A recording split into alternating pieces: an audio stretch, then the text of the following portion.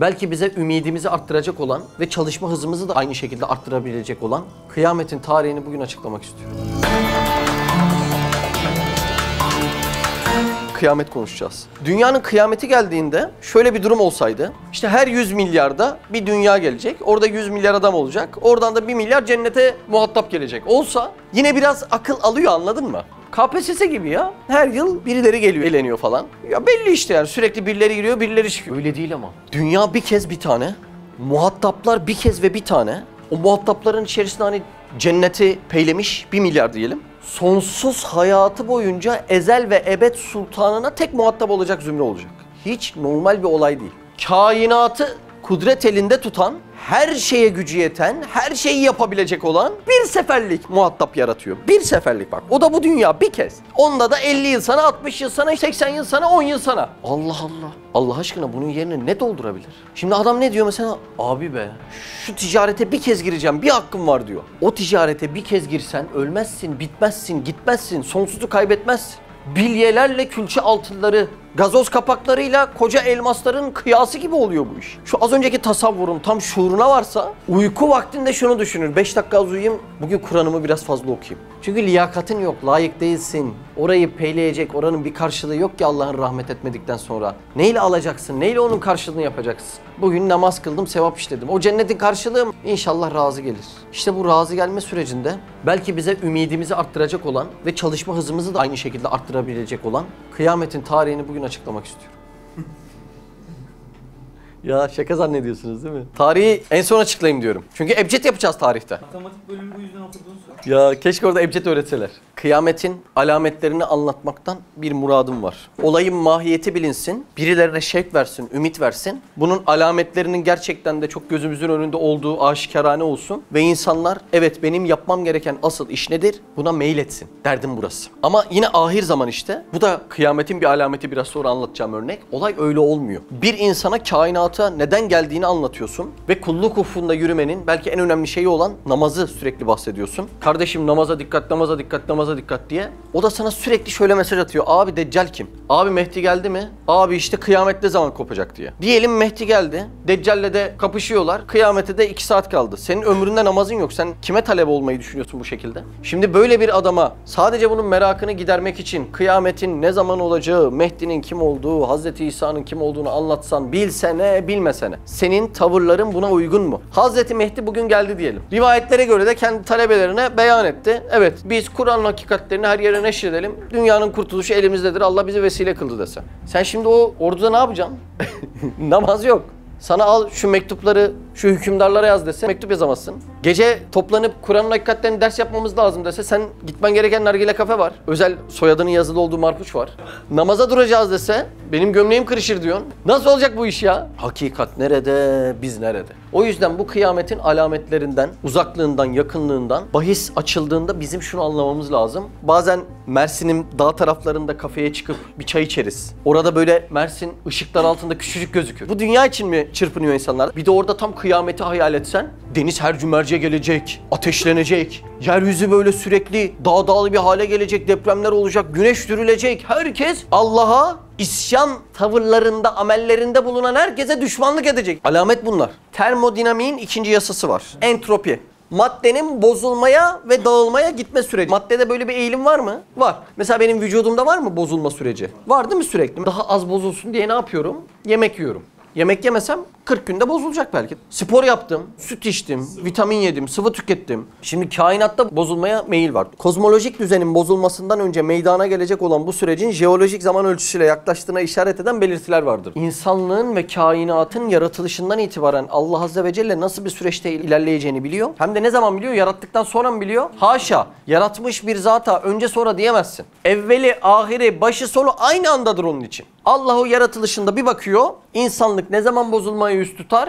Dünya ne zaman bozulmaya yüz tutar? Onların birbirleriyle çakıştığı dönem nedir? Tamam, dünya bu dönemde, çünkü entropi yasası var dünyada da, bu dönemde hercümerç olacak ya, ben tam bu dönemde kıyameti yaratayım. Allah Azze ve Celle bir anda bir proje çiziyor. Başı sonu hepsi tayin olunan. Ve bu sürecin içerisinde bizim ne yapacağımızı bildiğinden de o süreci öyle yaptığı çok sahne var. O yüzden insanlığın ve dünyanın fazla bozulmaya başlaması, Zaten bunların ömrünün doldurduğunu da işaret ediyor aslında. Şöyle olmuyor yani, Allah Azze ve Celle dur bakayım şu yıl hemen kıyameti koparayım demiyor. O bozulma sürecinin birikme zirvesine kıyameti koymuş zaten. Tabii bunu biraz da manevi düşünmek lazım. Şu anki manen insanların birbirine ettiği zulüm ve yıpratışlar daha önceki zamanlarda bu kadar şiddetli var mıydı? Onun da en zirvesini yaşıyoruz. İnsanlığın birbirini tahrip etmesinin de en zirvesini yaşıyoruz. Fabrika gazlarıyla atmosfer tabakasını bozmamız, küresel ısınma denen hadiseler, insanların birbirine ettikleri vesaire, bunların hepsini biriktirdiğinde Allah Azze ve Celle'nin anlıyoruz ki kıyameti tayin etmesinde bu süreçleri nihayetini bilip kıyameti de onunla denk getiriyor. Kıyametin yaklaştığını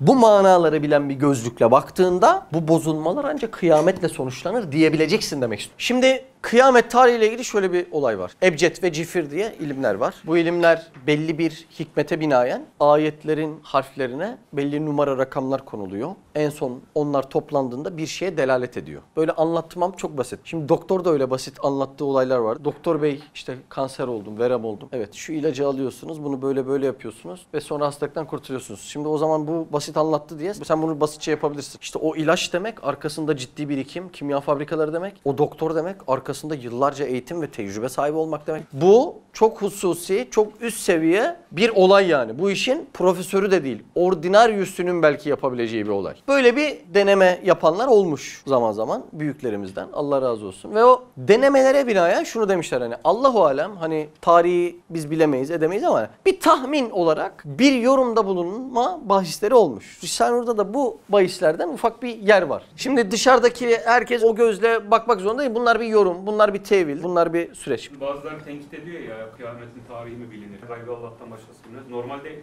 bir insanın ölümünü de Allah'tan başkası bilir ama uzman bir kişisi onunla ilgili teşhis yapıp değil mi? diyebiliyor sen hastasın, sen böyle giderse en fazla 3 ay yaşarsın. Evet evet diyor. aynı öyle Gaybı aynı. bilmek değil. Tabii Aynı tabii. şekilde uzman birinin de dünyanın bu gidişatını görüp şu Evet. tarihte kıyamet kopabilir demesi gayet normal. Evet, dediğin gibi tam bir uzmanın teşhisi gibi yani. O elindeki parametreleri birleştiriyor. Bu insan böyle giderse işte ciğerler bitmiş, birkaç aya nefes söner diye yorum yapabiliyor. Yoksa mesela hastanelerde yoğun bakım diye bir yer var. Onu da aşağıda bak. Hayır, o hassas. O yoğun bakıma alınmazsa o zarar görür yani. Bu tespiti bildi diye o adam şahin mi? Yok. Elindeki parametrelerle uzmanı olduğu için bu işi bilebiliyordu. Mesela öğretmenlerden talebelere diyen yok mu? Böyle olursa üniversite sınavını rüyanda görürsün. Gerçekten de rüyada görüyor. Çocuk uyanamıyor, gidemiyor değil mi? Aynı teşhis tutuyor. Adam tanıyor birbirini. Alamet de var. Şimdi bu da böyle bir ilim alanı yani. Ebced ve Cifir'le ilgili bir ilim. Hani senlik benlik değil. Ümmetimden bir taife Allah'ın emri gelinceye kadar, yani kıyameti kastediyor, hak üzerinde galip olacaktır diyor. Hazreti Mehdi sürecinde de, Hazreti Mesih sürecinde de işte kullanılmaya en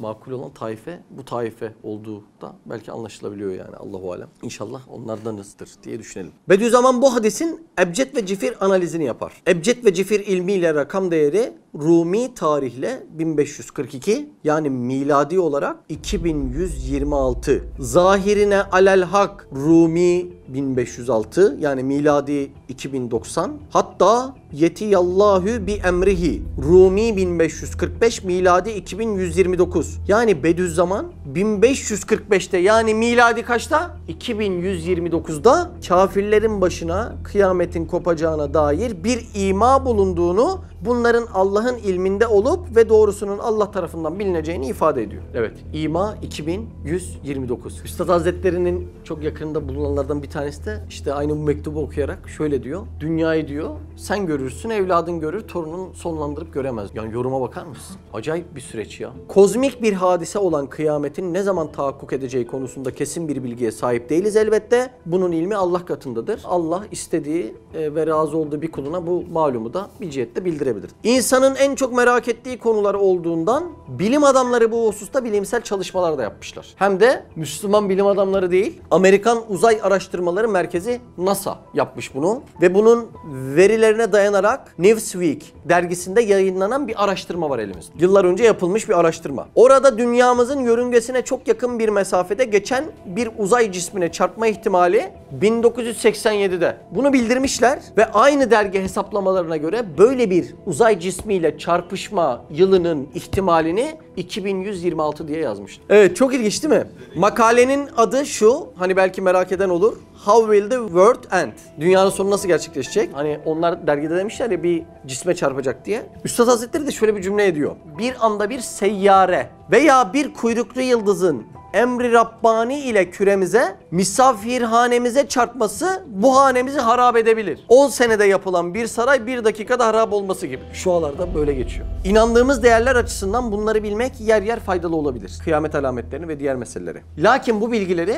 suistimal etmek makul değildir ve suistimal çok edilen bir dönemde yaşıyoruz. Çünkü sarığını saran, sakalını daha fazla uzatanın yer yer bu tür girişimleri olmuş. Ben Mehdi'yim demiş, ben Hazreti İsa'yım demiş. Bunlar suistimal edilemesin diye ve bizim ufkumuz daha geniş bakıp ümit var olabilelim diye böyle bir çalışma yaptım. Benim işime yaradı, başkasına da yarar kanaatinde oldum. Zira benim vazifem Hazreti Mehdi'yi, Hazreti Mesih'i böyle bizzat kimdir diye beklemek değil, vazifelerimin, imanımın gereğini yapmak. Ben imanımın gereğini yapınca Allah zaten onlarla sevk eder biiznillah. Ama onların ufkunda sevk eder. İlla zaman, mekan ve beden olarak yan yana değil. Seni kurtaracak amellerin yokken kurtarıcı bir Mehdi'yi beklemek zaten bir çelişkidir başlı başına. O yüzden bunları merkez gündeme alma zamanı değil, kabirde beni ne kurtarırım peşine düşme zamanıdır. Acaba kabrime ne faydası var diye insanın şurasında yatsa sürekli çok güzel bir sellevha. Allah Azze ve Celle ahirimizi evvelimizden daha hayırlı eylesin inşallah. Amin. Subhaneke la ilme lena illa ma allamtena inneke entel alimul hakim ve ahiru davahum elhamdülillahi rabbil alemin. El Fatiha ma salavat.